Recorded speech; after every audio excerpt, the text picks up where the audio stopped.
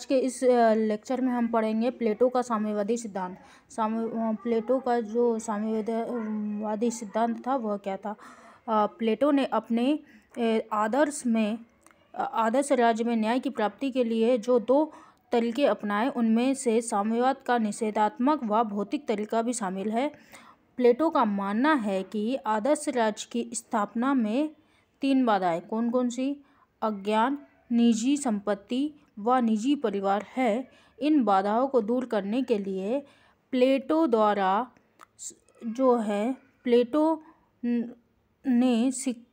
का शिक्षा का सिद्धांत व साम्यवादी व्यवस्था का प्रावधान करता है। अज्ञान को तो शिक्षा के द्वारा दूर किया जा सकता है। प्लेटो का मानना था कि अज्ञानता जो होती है उसको हम शिक्षा के माध्यम से दूर तो कर सकते हैं, लेकिन निजी संपत्ति परिवार की संस्था का लोप करने के लिए जिस व्यवस्था का समर्थन करता है वह साम्यवाद के नाम से जानी जाती है। प्लेटो का जो साम्यवाद है राजनीतिक सत्ता तथा आर्थिक जो लोलुपता के सम्मिश्रण से उत्पन्न बुराई को दूर करता है। प्लेटो साम्यवाद के द्वारा अभिभावक या संरक्षक वर्ग को संपत्ति या पारिवारिक जीवन की चिंताओं से मुक्त रखना चाहता है। इस सिद्धांत को प्रतिपादित करने के पीछे प्लेटो का उद्देश्य शिक्षा के माध्यम से निस्वार्थी शासकों को तैयार करने के बाद भी सांसारिक आकर्षणों और चारित्रिक दुर्बलताओं के शिकार होकर अपने कर्तव्य पथ से भटकने को रोकना है। प्लेटो साम्यवाद को समाज का आध्यात्मिक उत्थान करने का नकारात्मक मार्ग कहता है। वह इसे व्यक्ति के उत्थान का भौतिक साधन मानता है। प्लेटो का मानना है कि कांचन और कामिनी का मोह संरक्षण वर्ग को धन लोलुप, स्वार्थी और आसक्त बना देता है। अतः संरक्षक वर्ग जो होता है को अपने कर्तव्य पथ से विचलित होने से रोकना अति आवश्यक है। इसके लिए वह संपत्ति और पत्नियों का साम्यवाद का सिद्धांत पेश करता है। चलिए तो आज हम स्टार्ट करेंगे और जानेंगे कि प्लेटो का जो साम्यवादी सिद्धांत है वह क्या था। चलिए ठीक है। प्लेटो का मानना है कि सैनिक और शासकों के लिए आदर्श राज्य में ना तो अपना परिवार या घर होना चाहिए और ना ही कोई निजी संपत्ति। प्लेटो क्या कहते थे कि जो सैनिक वर्ग है और शासक वर्ग, स्पेशली उन्होंने फोकस किया था शासक वर्ग को, कि अगर से हमें आदर्श राज्य की स्थापना करनी है तो शासक वर्ग जो है उनकी ना तो कोई संपत्ति होनी चाहिए और ना ही उनका कोई घर या खुद का कोई स्थायी परिवार होना चाहिए। ठीक, यह प्लेटो का मानना था। अपने उस उद्देश्य जो प्लेटो का जो आदर्श राज्य का उद्देश्य था वह उद्देश्य या विचार को सकारात्मक रूप देने के लिए प्लेटो के द्वारा जिस विस्तृत योजना का निर्माण किया, जो विस्तृत योजना आदर्श राज्य को जो वो आदर्श राज्य बनाना चाहते थे, उस आदर्श राज्य के उद्देश्य को सकारात्मक रूप या रियलिटी में लाने के लिए प्लेटो के द्वारा जिस विस्तृत योजना का निर्माण किया गया उसे प्लेटो का साम्यवादी या साम्यवाद का सिद्धांत कहा जाता है। आगे दूसरे शब्दों में अगर से हम सरल शब्दों में कहा जाए तो साम्यवाद से आशय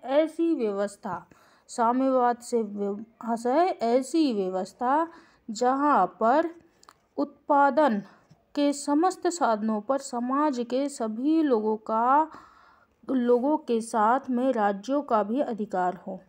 कहने का मतलब कि जो साम्यवाद जो था, साम्यवाद से आशय है कि जहाँ पर उत्पादन के जो समस्त साधन हैं उन पर समाज के सभी लोगों के साथ में राज्यों का अधिकार हो और जब भी लाभ निकल कर आए तो लाभ पर भी सभी का समान वितरण हो। इसे साम्यवाद कहा जाता है। यह किसने कहा था? कार्ल मार्क्स ने कहा था। ये शब्द है कार्ल मार्क्स कहते हैं कि जहाँ पर उत्पादन के समस्त साधनों पर समाज के सभी लोगों के साथ में राज्य का भी अधिकार हो और जब कोई लाभ निकल कर आए तो लाभ पर भी सभी का समान वितरण हो, इसे ही साम्यवाद कहा जाता है।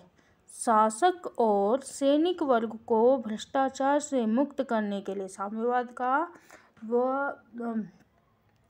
प्लेटो का मानना था कि जो शासक वर्ग और सैनिक वर्ग है उन्हें यदि हम भ्रष्टाचार से मुक्त रख ले। भ्रष्टाचार कब होगा? जब उनका खुद का स्थायी परिवार होगा, उनकी खुद की वो पत्नी होगी या फिर उनकी खुद की निजी संपत्ति होगी, तभी व्यक्ति के मन में लालच आएगा और लालच आने से वह भ्रष्टाचार करेगा। लेकिन जब उनका खुद का ना तो कोई संपत्ति होगी और ना ही उनका खुद का कोई परिवार होगा तो भ्रष्टाचार होने की बात ही नहीं होती। मतलब कि शासक और सैनिक वर्ग जो है भ्रष्टाचार मुक्त होंगे और जब भ्रष्टाचार मुक्त होंगे तो आदर्श राज्य की स्थापना आसानी से हो जाएगी। प्लेटो ने कहा, प्लेटो जब आदर्श राज्य की स्थापना के संदर्भ में बात कर रहे थे तो उनके सामने 3 समस्याएं सबसे अधिक, जो 3 बाधाएं हैं वह उन्हें समझ आई। सबसे पहले अज्ञान। अब जब अज्ञान आया तो उन्होंने कहा, प्लेटो का मानना था अज्ञानता को तो हम शिक्षा के माध्यम से और लोगों को शिक्षित कर और लोगों को प्रशिक्षण देकर हम अज्ञानता को दूर कर सकते हैं। और निजी संपत्ति और निजी परिवार की जो बाधाएं आ रही थी वह उन्होंने निजी संपत्ति और निजी परिवार की बाधाओं को दूर करने के लिए साम्यवाद के सिद्धांत को अपनाया। चलिए आगे पढ़ते हैं। इन बाधाओं को दूर करने के लिए जो बाधाएं थी कौन कौन सी, इन बाधाओं को दूर, पहली तो अज्ञान वाली बाधाओं को दूर करने के लिए प्लेटो का मानना था कि शिक्षा का सिद्धांत और साम्यवादी सिद्धांत का प्रावधान किया। जो अज्ञान, निजी संपत्ति और निजी परिवार, ये 3 बाधाएं थी। इन बाधाओं को दूर करने के लिए प्लेटो ने अज्ञानता के लिए शिक्षा का सिद्धांत का प्रावधान कर दिया और निजी संपत्ति और निजी परिवार के लिए साम्यवादी व्यवस्था का प्रावधान किया। चलिए तो हम जानते हैं कि जो साम्यवादी व्यवस्था थी वह क्या थी। ठीक, अज्ञान का, इसके आगे प्लेटो ने साम्यवाद को भी 2 भागों में विभाजित किया। कौन कौन से? प्लेटो का साम्यवाद 2 भागों में है। पहला संपत्ति का साम्यवाद, मतलब कम्युनिज्म ऑफ प्रॉपर्टी। पहला संपत्ति का साम्यवाद और दूसरा स्त्रियों का या पत्नियों का साम्यवाद। 2 भागों में बांटा इन्होंने साम्यवाद को। एक संपत्ति का साम्यवाद और दूसरा साम्यवाद माना इनने, कौन सा? दूसरा साम्यवाद माना स्त्रियों या पत्नियों का साम्यवाद। चलिए हम इसमें सबसे पहले हम पढ़ते हैं संपत्ति का साम्यवाद। संपत्ति के साम्यवाद के लिए पहले हम मोटी मोटी चीज़ें पढ़ लेते हैं, समझ लेते हैं, उसके बाद ही हम संपत्ति के साम्यवाद को आसानी से पढ़ेंगे। प्लेटो ने जो है संपत्ति के साम्यवाद के अंतर्गत यह व्यवस्था की कि शासक वर्ग, यहाँ सैनिक वर्ग मेरे से गलती से लिखा गया है, यह सैनिक वर्ग के लिए नहीं था, यह सिर्फ शासक वर्ग की बात चल रही है कि, या फिर नहीं, सही है, मेरे से थोड़ा समझने में गलती हो गई। प्लेटो का जो संपत्ति का साम्यवाद जो था उसके अंतर्गत जो शासक वर्ग और सैनिक वर्ग के लिए निजी संपत्ति निषेध थी। मतलब कि वह शासक वर्ग और सैनिक वर्ग अपनी कोई भी निजी संपत्ति ना ही रख सकते थे और ना ही निजी संपत्ति बनाने के लिए कभी सोच सकते थे। उनकी कोई निजी भूमि या निजी संपत्ति नहीं होगी। यह प्लेटो का जो संपत्ति का साम्यवाद था उसमें प्लेटो ने कहा था कि ना तो शासक और सैनिक वर्ग जो थे उनकी ना तो कोई निजी संपत्ति होगी और ना ही कोई भूमि होगी, उनका निजी घर भी नहीं होगा। उन्होंने कहा कि इनका कोई निजी घर भी नहीं होगा, बल्कि राज्य के द्वारा निर्मित जो राज्य के द्वारा निर्मित बैरक होते हैं उनमें ही यह रहेंगे और उनका आवास जो बैरक में रहेंगे उस आवास में सभी के लिए खुला रहेगा। इसका मतलब कि इसमें कोई भी आ जा सकता है। ठीक है, कोई भी इसमें राज्य का कोई भी व्यक्ति आ जा सकता है। इसके अतिरिक्त उन्होंने क्या कहा कि राज्य के उत्पादकों के द्वारा, जो राज्य के उत्पादक होंगे उनके द्वारा उनकी इतनी जीवन वृत्ति दी जाएगी कि वह उनके लिए कम भी ना पड़े और ना ही निजी संग्रहण कर सके।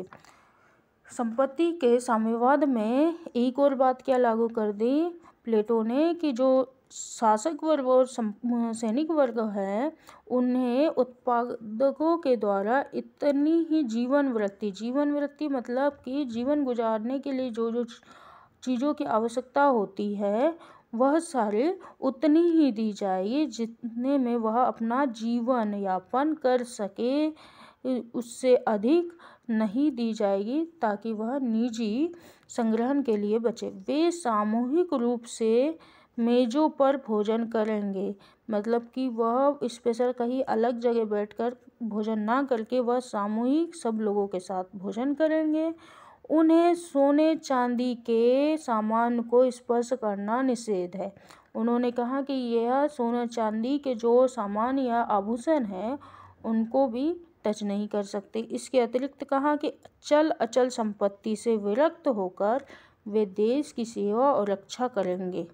उन्होंने कहा कि ना तो वो चल अचल संपत्ति रख सकते हो और ना ही कुछ भी, इसके अलावा वह देश की सेवा और रक्षा करेंगे।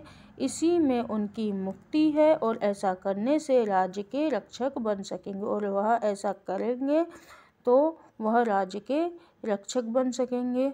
चलिए एक बार और हम इसको समझ लेते हैं कि क्या कहा था। संपत्ति का साम्यवाद क्या था। संपत्ति के साम्यवाद जो था किसके लिए था, शासक और सैनिक वर्ग के लिए था। दूसरी चीज़, वह ना तो कोई निजी संपत्ति बना सकते हैं और ना ही रखने का अधिकार है उन्हें। इसके अतिरिक्त उनका कोई निजी परिवार भी नहीं रहेगा, मतलब कि वह शादी तो कर सकते हैं, मतलब उनका प्लेटो का कहना था कि वह शादी तो कर सकते हैं लेकिन उनकी जो पत्नी होगी स्थायी ना होगी, बस वह कुछ समय के लिए वो शादी कर कर रह सकते हैं लेकिन परमानेंटली उनकी कोई पत्नी नहीं मानी जाएगी और वह ना ही कोई स्थायी परिवार रख सकते हैं। इसके अतिरिक्त उन्होंने यह कहा कि उनका कोई खुद का घर नहीं होगा, वह राज्य के द्वारा जो बैरक बनाए जाते हैं उसी बैरक में वह रहेंगे और वह बैरक सभी के लिए खुला रहेगा, वह उस बैरक में कोई भी व्यक्ति जा आ सकता है। इसके अतिरिक्त उन्हें सोने चांदी के आभूषणों को स्पर्श करने की भी अनुमति नहीं है, ना ही वह स्पर्श कर सकते हैं ना ही उसे धारण कर सकते हैं। ठीक, इसके अलावा अब हम पढ़ेंगे सेकंड पॉइंट, पत्नियों का साम्यवाद। पत्नियों का साम्यवाद के अंतर्गत प्लेटो ने परिवार व संपत्ति के मध्य, प्लेटो ने परिवार और जो संपत्ति है उनके मध्य घनिष्ठ संबंध माना है। प्लेटो कहते हैं कि परिवार और जो संपत्ति होती है उसमें घनिष्ठ संबंध होता है। वस्तुतः परिवार का साम्यवाद की योजना, वस्तुतः जो परिवार के साम्यवाद की योजना उसके संपत्ति के ही साम्यवाद का तार्किक विस्तार है। प्लेटो कहते हैं कि जो परिवार का साम्यवाद है, जो परिवार के साम्यवाद की योजना है वह संपत्ति के ही साम्यवाद का एक तार्किक विस्तार है। प्लेटो का मानना है कि निजी परिवार या स्थायी परिवार या स्थायी पत्नी से मुक्ति के बिना ही व्यक्तिगत संपत्ति के उन्मूलन का प्रयास निरर्थक होगा। विवाह और परिवार भी निजी संपत्ति का ही एक रूप है। प्लेटो मानते थे कि जो स्थायी परिवार या स्थायी पत्नी के मुक्ति के बिना व्यक्ति जो है खुद का जो है विकास नहीं कर सकता, और खुद का विकास और खुद को सही तन मन ढंग से जो राज्य की सेवा है या राज्य की रक्षा के लिए नहीं लगा सकता। पत्नी या जो विवाह है या पत्नी है वो परिवार एक प्रकार से देखा जाए तो निजी संपत्ति के ही बराबर माना जाता है। इसके अतिरिक्त उन्होंने कहा कि जब निजी संपत्ति यानी कि खुद की पत्नी होगी तो व्यक्ति में लालच और ईर्ष्या भी बढ़ती है। अतः आदर्श राज्य के उद्देश्य की दृष्टि से साम्यवाद के ये दोनों प्रकार एक दूसरे के सहायक व पूरक है।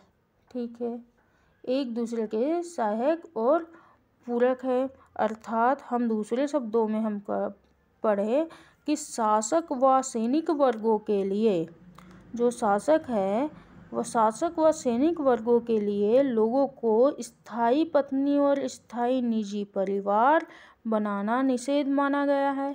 यह स्थायी विवाह नहीं कर सकता। विवाह करने की अनुमति या संतान पैदा करने की अनुमति सिर्फ श्रेष्ठ लोगों को ही होना चाहिए। वह प्लेटो कहते हैं कि जो शासक है, शासक और सैनिक वर्गों के लोगों को स्थायी पत्नी या अपना खुद का निजी परिवार बनाना का अधिकार नहीं है। वह स्थायी विवाह नहीं कर सकता है, और विवाह करने की जो अनुमति है या संतान पैदा करने की अनुमति सिर्फ श्रेष्ठ लोगों को ही होना चाहिए। प्लेटो का मानना था कि अगर श्रेष्ठ महिला और पुरुष के मध्य सहवास होता है तभी उनसे श्रेष्ठ बच्चे पैदा होते हैं, ऐसा प्लेटो का मानना था। ठीक है, चलिए हम आगे बढ़ते हैं और भी इसी के बारे में कि प्लेटो ने कहा था मेरा साम्यवादी सिद्धांत जो है, और इसके बाद प्लेटो ने कहा कि जो मेरा साम्यवादी सिद्धांत है वह भोग विलास का सिद्धांत नहीं है। प्लेटो ने कहा कि मेरा जो साम्यवादी सिद्धांत है वह भोग विलास का सिद्धांत नहीं है, यह त्याग और तप का सिद्धांत है जिससे आदर्श राज्य की बेहतर ढंग से रक्षा हो सके। प्लेटो ने क्या कहा था? प्लेटो ने कहा कि मेरा जो साम्यवादी सिद्धांत है वह भोग विलास का सिद्धांत नहीं है बल्कि त्याग और तप का सिद्धांत है जिससे आदर्श राज्य की बेहतर ढंग से रक्षा हो सके। इसके अलावा प्लेटो का जो साम्यवादी सिद्धांत था उसके कौन कौन से उद्देश्य है? पहला, संरक्षक वर्ग की क्षमता में वृद्धि करना। संरक्षक वर्ग के प्लेटो का उद्देश्य था साम्यवादी सिद्धांत लाने के बाद, साम्यवादी सिद्धांत लाने का मेन उद्देश्य प्लेटो का था कि संरक्षक वर्ग कौन सा है? सैनिक वर्ग और शासक वर्ग को मिलाकर संरक्षक वर्ग। वह चाहते थे कि उनकी क्षमता में वृद्धि हो। कहने का मतलब कि उन्होंने साम्यवाद में दिया कि यह ना तो संपत्ति रख सकते हैं और ना ही अपनी स्थायी पत्नी रख सकते थे। प्लेटो का मानना था कि जब व्यक्ति का खुद का कोई परिवार नहीं होगा और खुद की कोई संपत्ति नहीं होगी तो वह उसमें लालच नहीं आएगा, और लालच नहीं आएगा तो वो भ्रष्टाचार नहीं करेगा, और जब वो भ्रष्टाचार नहीं करेगा उसे परिवार के लालन पालन की किसी भी प्रकार की कोई टेंशन नहीं होगी, तो वह अपना जो मन है पूरी तरीके से मन अपने जो राज्य की सेवा में लगाएगा। और मैं जो चाह रहा हूँ कि एक आदर्श राज्य की स्थापना हो, वह मेरे आदर्श राज्य की स्थापना का उद्देश्य को पूरा करेगा। इसके साथ दूसरे पॉइंट और क्या था इनका उद्देश्य? एकता की स्थापना करना। किसी भी व्यक्ति को किसी भी प्रकार की मोह माया नहीं रहेगी तो समाज में एकता बनी रहेगी। जब प्लेटो मानते थे कि जब व्यक्ति का खुद का परिवार नहीं रहेगा, उसकी खुद की संपत्ति ही नहीं रहेगी, तो व्यक्ति को या संरक्षक वर्ग को किसी भी प्रकार की मोह माया भी नहीं रहेगी। और जब मोह माया नहीं रहेगी तो ईर्ष्या भाव, किसी से भी ईर्ष्या या दुश्मनी का भाव उत्पन्न नहीं होगा उनसे। इससे उनमें एकता बनी रहेगी। इसके अलावा उनका उद्देश्य था कि नारी की मुक्ति। प्लेटो चाहता था कि स्त्रियां जो है घर की चार दीवारी की कैद से मुक्त होकर राज्य के शासन संबंधित कार्यों में भाग ले। वह स्त्री पुरुष में कोई भेद स्वीकार नहीं करता था। प्लेटो का मानना था कि स्त्रियां जो है राजनीतिक, प्रशासनिक, सैनिक कार्यों में भी भाग ले सकती है और अपना कर्तव्य उचित प्रकार से निभा सकती थी। प्लेटो ने नारी का साम्यवाद लाने का प्लेटो का जो था नारी का साम्यवाद लाने का एकमात्र उद्देश्य था कि नारी की मुक्ति। वह चाहता था कि जो महिलाएं हैं वह अकेले घर के काम तक सीमित ना रहे, और जब वह घर के काम तक सीमित नहीं रहेगी तो वह राजनीतिक, प्रशासनिक और सैनिक कार्यों में भी भाग ले सकती है और वह इस कर्तव्य को वह आसानी से निभा सकती है, उचित तरीके से निभा सकती है। वह स्त्री पुरुष में किसी भी प्रकार का भेद नहीं करता था। ठीक, इसके अलावा आगे शासक वर्ग को कर्तव्य पर बनाए रखना। उनका उद्देश्य था कि शासक वर्ग जो है उनको कर्तव्य पर बनाए रहे। प्लेटो का साम्यवाद, प्लेटो ने खुद कहा था कि प्लेटो का जो साम्यवाद है वह भोग का नहीं बल्कि त्याग का मार्ग है, या भोग विलास का मार्ग ना करके त्याग और तप का मार्ग है। यह समाज के शासक वर्ग की जो कंचन मतलब संपत्ति और कामनी मतलब स्त्री का मोह छोड़कर जन कल्याण में लगे रहने के लिए प्रेरित करेगा। शासक वर्ग को कर्तव्य मार्ग पर बनाए रखने के लिए उन्होंने क्या कहा कि जब व्यक्ति के पास खुद की संपत्ति नहीं होगी, उनका प्लेटो का मानना था कि यह भोग विलास का तो सिद्धांत है ही नहीं, यह त्याग और तप का है। तो आपको शासक वर्गों को या फिर संरक्षक वर्ग होते हैं उन्हें किस चीज़ का त्याग करना पड़ेगा? निजी संपत्ति का भी त्याग करना पड़ेगा और पत्नी मतलब स्त्री का भी त्याग करना पड़ेगा। जब इनका त्याग, इनके पास जब संपत्ति भी ही ना रहेगी, स्त्री ही ना रहेगी, तो वह मोह माया को छोड़कर जन कल्याण में लगे रहने के लिए प्रेरित रहेंगे। चलिए, इसके आगे 5वां पॉइंट नहीं है इसमें। साम्यवाद का उद्देश्य था, लेकिन साम्यवाद का जो सिद्धांत दिया प्लेटो ने, उसके बाद जो कुछ आलोचक होते हैं उन्होंने अपना राय दी कि प्लेटो के सिद्धांत की उन्होंने आलोचना की। कि सबसे पहले उन्होंने आलोचना में बताया कि मानव स्वभाव के प्रतिकूल है। वे कहते हैं कि साम्यवाद का जो सिद्धांत है वह मानव का जो स्वभाव है उसके बिल्कुल प्रतिकूल है, मतलब अमनोवैज्ञानिक है। कहने का मतलब कि यह धारणा मानव प्रकृति की मूलभूत प्रवृत्ति की अवहेलना करती है। कौन सी धारणा? कि निजी संपत्ति और निजी परिवार नहीं रख सकते। यह जो प्लेटो की यह धारणा है वह कुछ आलोचकों के द्वारा माना गया कि यह जो धारणा है वह मानवीय प्रकृति की मूलभूत प्रवृत्ति की अवहेलना है। प्रत्येक मानव में निजी संपत्ति प्राप्त करना उसकी स्वाभाविक प्रवृत्ति है, और अगर उसे इस अधिकार से वंचित रखने की कोशिश की जाती है तो यह उसकी प्रकृति के प्रतिकूल होगा।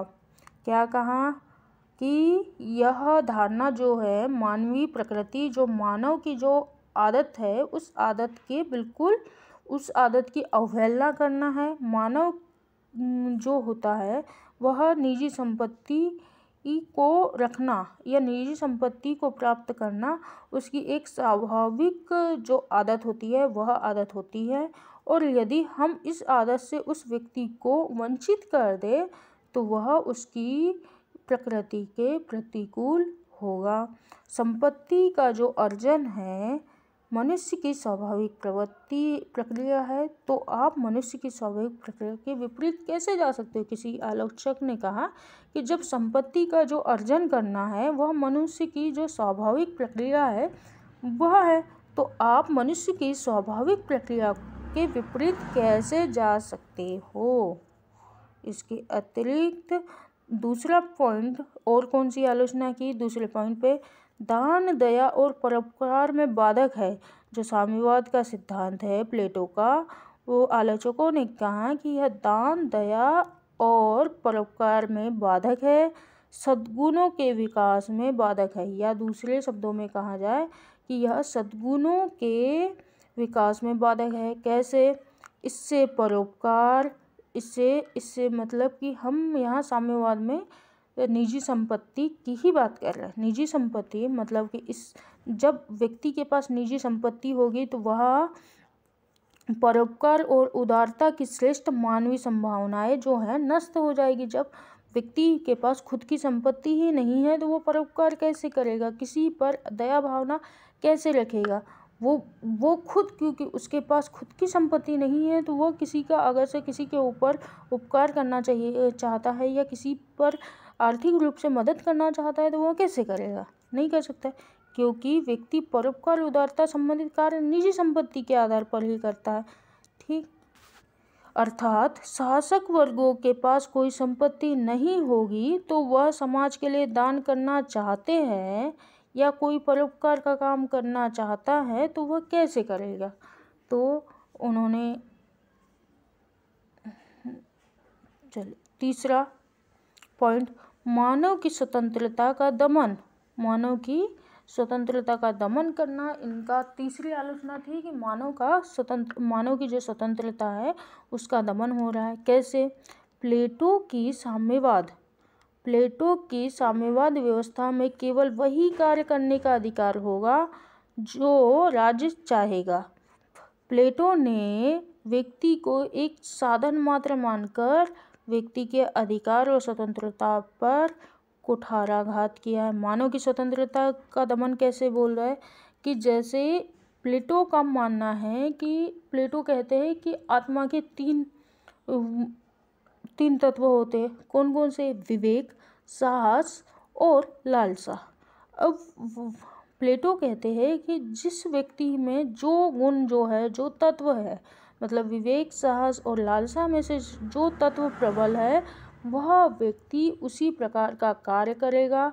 जिसमें विवेक है वह शासक बनेगा, जिसमें साहस है वह सैनिक बनेगा और जिसमें लालसा है वह उत्पादक बनेगा। लेकिन आलोचकों का कहना है और वो कहना है कि मनुष्य की स्वाभाविक प्रवृत्ति है और समय अंतराल के साथ व्यक्ति के जो रुचि है, कार्य करने की रुचि है, उसमें परिवर्तन होना स्वाभाविक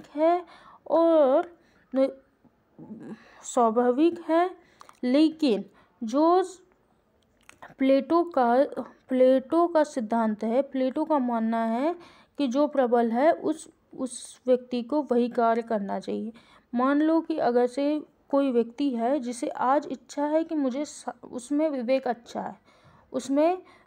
अच्छा है तो वह शासक बन जाएगा, या मान लो कि वह उसमें लालसा है तो वह उत्पादक बन जाएगा। लेकिन धीरे धीरे चल के समय अंतराल के बाद उसकी जो रुचि है या उसने अपना शरीर फिट करके एक अच्छा शरीर फिट करके उसने साहस वाली बात आ गई या फिर विवेक का गुण उसमें उत्पन्न हो गया, तो और उसे जब शासक बनना है या फिर उसे सैनिक बनना है तो वो नहीं बन सकता। ऐसा कोई उसके जो प्लेटो का जो सिद्धांत है उसमें इस प्रकार की कोई भी बात का प्रावधान नहीं किया गया है और इस बात का कोई उल्लेख नहीं किया गया है।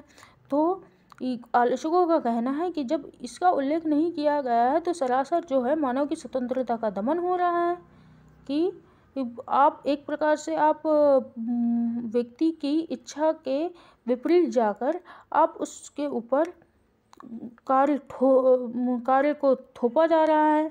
आप एक प्रकार से कार्य करने का अधिकार जो वो बोल रहा है कि केवल जो राज्य चाहेगा वही कार्य कर सकते हो। तो फिर व्यक्ति जो है, व्यक्ति के मन में तो ये चीज़ उत्पन्न होगी नहीं, और उसे स्वतंत्रता कहाँ मिल रही है, वह अपनी मर्जी से काम कर ही नहीं पा रहा है। इसीलिए आलोचकों ने कहा कि प्लेटो की जो साम्यवाद की जो व्यवस्था है में केवल वही कार्य करने का अधिकार है। मतलब कि कौन सा कार्य? शासक है तो शासक हमेशा राज्य की सेवा में लगा रहेगा। राज्य की शासक और सैनिक राज्य की सेवा। उसे अपना खुद का जीवन जीने का मन भी हो, यदि उसे अपनी संपत्ति बनाने का मन भी हो, या उसे अपना परिवार बढ़ाने का मन भी हो, उसे अपनी स्थायी पत्नी या स्थायी परिवार बनाने का मन भी हो, उसके बावजूद भी जो आपने प्लेटो ने अपने आदर्श राज्य में जो नियम बनाए उसके अनुसार आप ना अपना निजी संपत्ति रख सकते हो, ना ही अपनी पत्नी बना सकते हो, ना ही आपका निजी परिवार बना सकते हो। तो कहने का ये मतलब है आलोचकों का कि जब साम्यवाद में केवल वही कार्य करने का अधिकार है जो कि राज्य चाहेगा, मतलब कि आपको राज्य की इच्छा के अनुसार काम करना है, मतलब कि आपके ऊपर देखा जाए तो कार्य को थोपा जा रहा है जबरदस्ती। इसके आगे और क्या आलोचना हुई कि परिवार रहित शासक कैसे? परिवार रहित शासक ऐसा शासक जिसको खुद का परिवार रखने की अनुमति नहीं है, तो वह व्यक्ति नीचे के दोनों वर्गों की समस्याओं का निराकरण कैसे करेगा? इस दृष्टि से शासक अयोग्य सिद्ध होंगे, क्योंकि उन्हें स्वयं पारिवारिक जीवन का अनुभव ही नहीं है। प्लेटो का जो सिद्धांत है, प्लेटो के सिद्धांत में ये कहा है कि शासक और सैनिक वर्ग जो है वह खुद का परिवार तो नहीं रख सकते, लेकिन जो दोनों वर्ग है, सैनिक वर्ग और उत्पादक वर्ग जो है, उन वर्गों की कोई पारिवारिक समस्या होती है और आपके दरबार में पारिवारिक समस्या लेकर वह व्यक्ति आते हैं, तो आपको उसका निराकरण करना है। तो भाई जब उस व्यक्ति के पास जो खुद का परिवार नहीं है, उसका खुद को निजी संपत्ति नहीं है, उसका खुद की पत्नी नहीं है, उसने कभी अपना परिवार क्या होता है, परिवार के बारे में उसे जानकारी नहीं है, तो एक बात बताइए कि वह व्यक्ति पारिवारिक समस्या क्या होती है उसके बारे में कैसा जान लेगा और उसका निराकरण करेगा? जिस व्यक्ति को उस चीज़ का अनुभव ही नहीं है, वह व्यक्ति उसका सही निर्णय कैसे ले सकता है? तो आलोचकों ने कहा कि इस दृष्टि से तो जो शासक है अयोग्य माने जाएंगे, क्योंकि उन्हें परिवार के पारिवारिक जीवन का कोई अनुभव ही नहीं है। छठवीं आलोचना क्या की? छठवीं, अपराध अधिक होंगे। कैसे अपराध होंगे?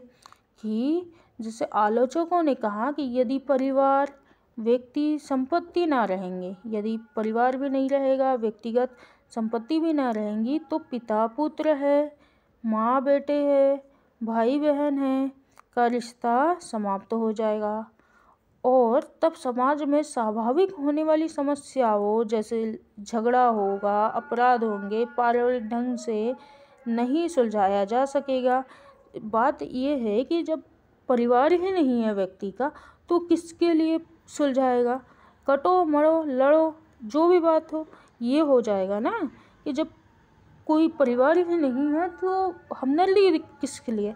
अब कोई अगर से दो लोगों के बीच में लड़ाई हो रही हो, जब उनका खुद का परिवार नहीं है, उन्हें कोई लेना देना नहीं है, तो झगड़े को शांत कैसे करेंगे? या यदि अपराध हो रहे हैं तो उन्हें जो अपराध कर रहे हैं उन्हें समझाने वाला कौन रहेगा? क्योंकि परिवार के ही लोग जो होते हैं, परिवार के लोग ही एक दूसरे को समझाते हैं कि आपके लिए क्या सही है क्या गलत है।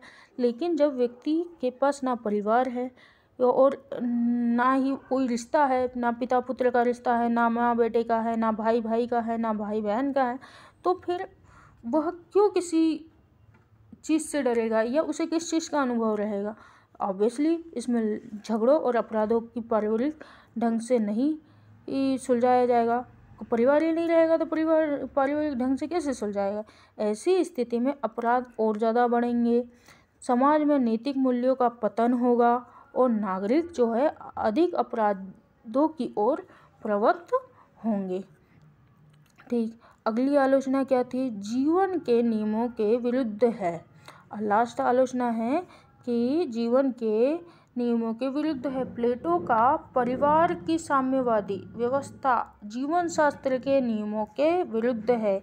आलोचकों ने कहा कि जो परिवार की साम्यवादी व्यवस्था है वह जीवन शास्त्र के नियमों के विरुद्ध है। इनमें कोई गारंटी नहीं है, इसमें कोई गारंटी नहीं दे सकता कि जो गुणवान या श्रेष्ठ गुणों वाले स्त्री पुरुष के बीच में सहवास होगा तो ही श्रेष्ठ या गुणवान बच्चे जो है या संतान है वह पैदा होगी। आलोचकों का कहना है कि यह जो पद्धति या ये जो नियम बोल रहे हैं कि जो श्रेष्ठ महिला और पुरुष का जो संपर्क होगा और उनसे श्रेष्ठ बच्चा पैदा होगा, यह जो नियम है या पद्धति है वह सिर्फ पशु विज्ञान में पशु पक्षियों पर लागू हो सकती है, परंतु जीवन शास्त्र में लागू नहीं हो सकती। ठीक, तो हम आज के लेक्चर में क्या पढ़ा कि साम्यवादी सिद्धांत के बारे में, प्लेटो के साम्यवादी के सिद्धांत के बारे में, उसके अंतर्गत हमने संपत्ति का साम्यवाद और पत्नियों का साम्यवाद पढ़ा। अब हम आने वाले लेक्चर में पढ़ेंगे कि जो प्लेटो का शिक्षा का सिद्धांत था वह क्या था और उसी के साथ हम प्लेटो का दर्शन समाप्त करेंगे। चलिए ठीक है, ओके, थैंक यू।